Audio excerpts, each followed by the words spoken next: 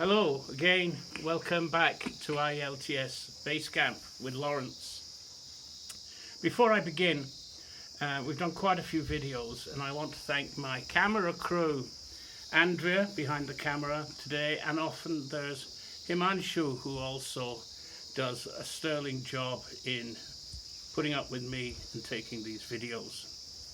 So let's begin.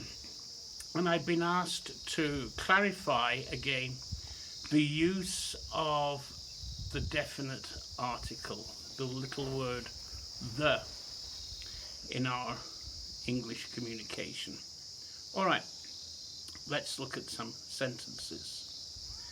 My mother likes roses. And that means that my mom likes roses generally, wherever they are. But my mother likes the roses. We're talking specifically about a bunch of roses, maybe in a shop, maybe in a vase, but we can specifically point to them and say, those are the roses that my mum likes. Here's another sentence. My mother likes the scent of roses. Now, the scent. Scent is a peculiar characteristic, a specific attribute of the roses, and so it gets a definite article. People may like the colour of roses, they may like the shape of roses, but the scent is one specific attribute. It takes the definite article. My mother prefers white roses to red ones. Again, we're talking about general roses here, but notice the construction. The word prefer takes this little word to. So, I prefer milk to tea. I prefer paneer to chicken. And my mother prefers white roses to red roses. My mother prefers the scent of white roses to that of red roses. Again, the scent is an attribute. It's one specific attribute, so it takes the word the. My father bought some red carnations. Well, he obviously bought some flowers. They weren't specifically in a certain place. If my father had bought the red carnations, we'd probably be talking about ones we both knew about, ones we'd seen in a shop window, ones we'd seen at a stall at the side of the street, specific ones. So I hope that helps. Now, I want to talk a little bit about apostrophes. And apostrophes generally are a big problem. I want to begin by saying that in England, the use of apostrophes in plural forms is common, and it's always wrong. And I don't know why they do it, but you see signs like bananas for sale. And the word bananas has somehow sprouted an apostrophe before the S. It shouldn't have, of course, because bananas is just the plural form of banana. So you add an S, no apostrophe. And the same with frozen foods. I've seen the apostrophe creep in between the D and the S, and it's absolutely wrong. So if you see a sign somewhere that says Arun's samosas,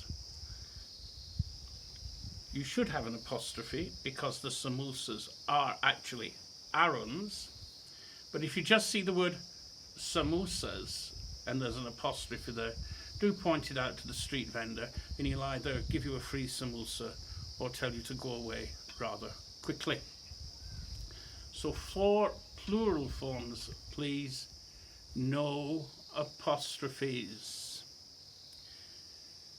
But we do use apostrophes in 3 cases, and we're going to look at one of those cases now, and that is to show possession. So they were Arun's samosas, right? So Arun apostrophe S, Arun's samosas. Similarly, Sunanda's house, and that's Sunanda apostrophe S. And we've only got one Sunanda there, and we only had one Arun, so it's apostrophe S. We're talking here about singular cases. The dog's bone, only one dog, so D-O-G apostrophe S. The cat's meal, again, C-A-T apostrophe S. And that's quite clear and all going very well. But what do we do if the person who possesses something, if his or her name ends in S? For instance, James. James's book, or James' book. Both pronunciations are okay. Well, there's only one James, so again, you add apostrophe S. So it's James apostrophe S. James's book. Keats' poetry. If you like John Keats's poetry. That's K-E-A-T-S apostrophe S. Now, if you leave that little S off, people will tell you it doesn't matter. Neither does it. And they're correct to say so. But for the sake of making an easy rule, if you're dealing with one person and their name ends in S, just add apostrophe S. So, in England, sooner or later, Prince Charles is going to be king, and it will be Prince Charles's coronation. So it will be C-H-A-R-L-E-S apostrophe S. I hope that makes our first use of apostrophes pretty clear, and we'll look at plural uses and use for abbreviation in another video. Right now, I want to just mention a phrase that's a little bit clumsy, and I'll ask you to watch out for this. I have a good news. You don't. You have good news. There is no A at all. So if you hear somebody coming into you and saying, "Hello everyone, I have a news for you," please correct them. Tell them to drop the A. I hope all this helps. Please drop me an email if you have any questions or you want anything clarified. It's Lawrence Frey, LAWRENCEFRAY1, all lowercase, lawrencefrey1 @gmail.com. I look forward to hearing from you. Bye for now, and thank you.